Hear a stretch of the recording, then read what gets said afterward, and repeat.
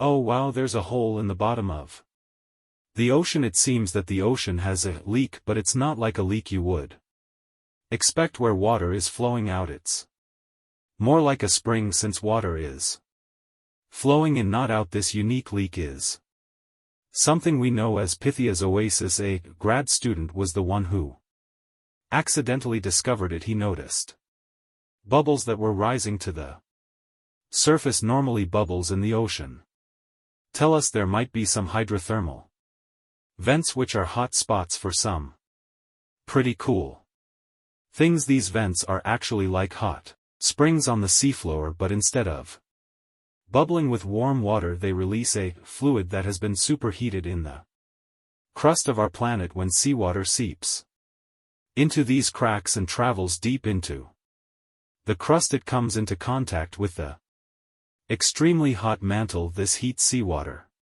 to very high temperatures, and as it moves back up towards the surface, it carries dissolved gases and minerals.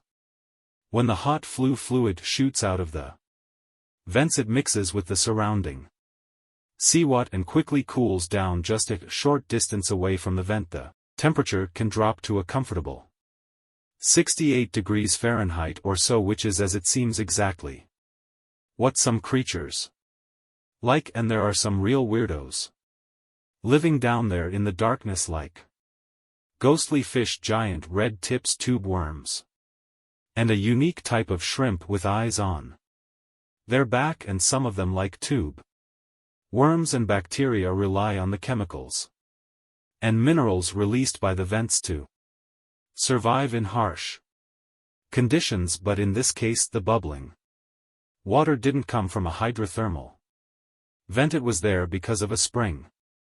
And that's a bit more concerning. You see, the water in this reservoir needs to stay where it is. If too much of it seeps out, there could be some serious consequences, especially for the surrounding Cascadia subduction zone area. You can see this unusual leak along the Cascadia subduction zone, which is a massive fault line off the Pacific Northwest coast. It's a place where two pretty big plates that make up Earth's crust come together and slide along each other. The water from Pythia's oasis kind of acts as a lubricant between these plates. You can think of the fault zone as an air hockey table. When the fluid pressure is high, it's like you've turned the air on. That means the friction between the plates is reduced, which allows the plates to move. But if the fluid pressure is lower, the two plates can lock together, which then leads to the buildup of stress. Not that they'll feel bad in the context of tectonic plate stress is some pressure or force that can cause deformation, and if this stress starts to build up at some point, it's got to go somewhere. When it's too much, it can trigger earthquakes, and most likely not small ones. For example, a release of stress in the Cascadia subduction zone could lead to a magnitude 9 earthquake. For comparison, mysterious holes. The biggest earthquake we've ever recorded happened in Chile in 1960, and it had a magnitude of 9.5. The damage was enormous, so we hope the water will stay in its reservoir and keep maintaining the delicate balance between the tectonic plates. We've explored only 5% of the ocean. Who knows how many cool things are there at the bottom waiting to be found. For example, check out these mysterious holes scientists have stumbled upon in the depths of the Atlantic Ocean. Near the Azores, they're neatly aligned and are about 4 and apart, or in some cases even several feet. They resemble punctures left by a sewing machine. Some think these holes could have a biological origin. For instance, some fish may have made them while walking along the sea floor. Others believe we could be looking at something that's human-made, maybe left by a spiked tire. Of course, such holes are perfect for making up stories about creatures from other planets who allegedly made them, or maybe even legendary monsters like that one from Loch Ness. It's definitely hard to explain such symmetry of the holes, but one deep-sea biologist offered a pretty good explanation. He said there could be an animal burrowing beneath the sediment, and from time to time it could make little chimneys just to get access to clean water circulation in its small burrow. I mean, there are sediment piles around the opening of hole, and they do support the idea that something pushed the soil from below, but there's still no proof these holes are actually connected beneath the surface, and there are also a lot of ancient road things hidden at the bottom of the oceans and seas that ancient civilizations left us. For instance, archaeologists made a really cool discovery off the southern coast of Croatia, a road hidden under layers of sea mud that's 7,000 years old. They found the ancient road at the sunken Neolithic site of Swan. The site of Solin was a human-made island in ancient times, and an archaeologist discovered it 2 years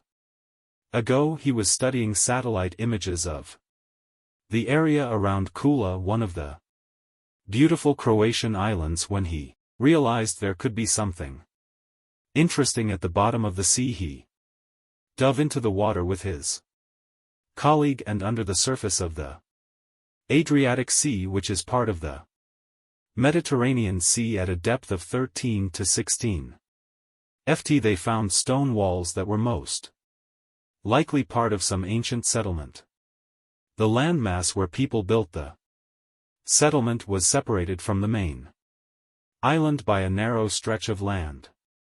Luckily, this area is protected from big waves by the surrounding islands, so the site remained relatively well preserved. It's now hidden beneath the surface of the sea and covered in mud, but it's so exciting to imagine how people walked on that road nearly 7,000 years ago, visiting nearby weirdest creatures settlements. If you want to see the weirdest creatures, you can always head to the bottom of the sea. Actually, scientists have determined there could be more than 30 potentially new species at the bottom of the Pacific Ocean.